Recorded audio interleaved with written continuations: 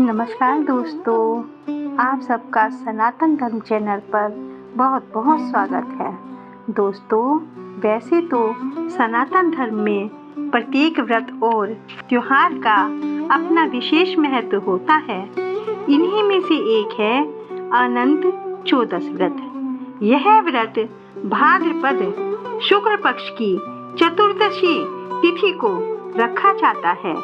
इस दिन भगवान विष्णु के अनंत स्वरूप की पूजा की जाती है। इस व्रत के करने से जीवन की समस्त कठिनाइयाँ दूर होती हैं, धन धान्य की वृद्धि होती है और परिवार में सुख शांति बनी रहती है। इस दिन लोग अनंत सूत्र नामक धागा हाथ में बांधते हैं। आइए दोस्तों, इस व्रत की कथा सुनना प्रारंभ करते हैं। प्राचीन समय की बात है। एक ब्राह्मण था जिसका नाम सुमंत था। उसकी पत्नी का नाम दीक्षा था। सुमंत और दीक्षा की एक कन्या थी जिसका नाम सुशीला था। जब सुशीला बड़ी हुई तो उसकी शादी एक ऋषि पुत्र कौटिल्य से कर दी गई।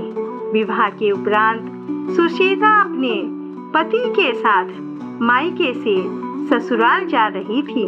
मार्ग में उसने कई स्त्रियों को एक विशेष व्रत को करते देखा। वे स्त्रियां भगवान विष्णु के अनंत व्रत की पूजा कर रही थी और अपने हाथ में अनंत सूत्र बांध रही थी। सुशीला को यह देखकर बड़ा आश्चर्य हुआ। उसने उन स्त्रियों से पूछा, हे बहन, तुम ये क्या कर रही हो? तुम ये कौन सा धागा बांध रही हो? स्त्रियों ने कहा, हे सखी, यह अनंत भगवान विष्णु का व्रत है। इसे करने से सब दुख दूर हो जाते हैं, सुख समृद्धि प्राप्त होती है और परिवार में सुख शांति बनी रहती है। सुशीला ने उसी समय व्रत करने का संकल्प लिया और पति सहित इस व्रत में सम्मिलित हो गई।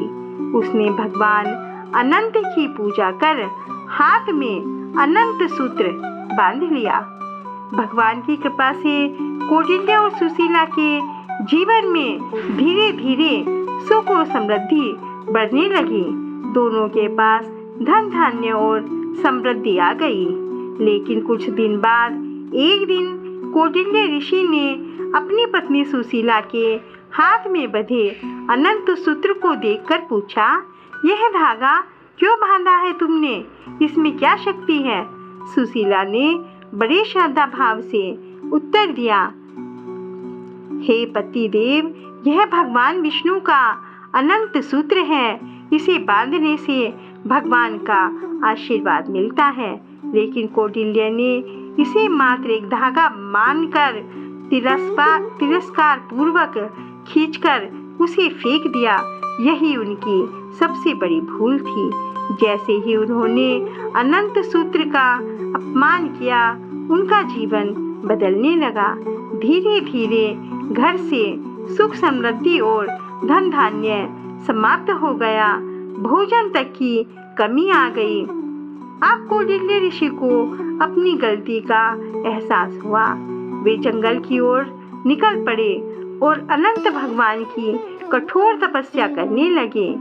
कई दिनों तक वन वन भटकते रहे, अत्यंत कष्ट सहन करते रहे।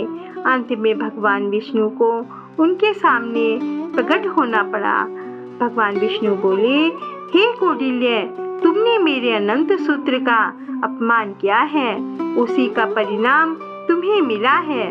परंतु अब जब तुमने पश्चाताप किया है तो मैं तुम्हें आशीर्वाद देता हूँ कि यदि तुम और तुम्हारी पत्नी मिलकर श्रद्धा पूर्वक फिर से अनंत व्रत करोगे तो तुम्हारे जीवन में सुख समृद्धि लौट आएगी।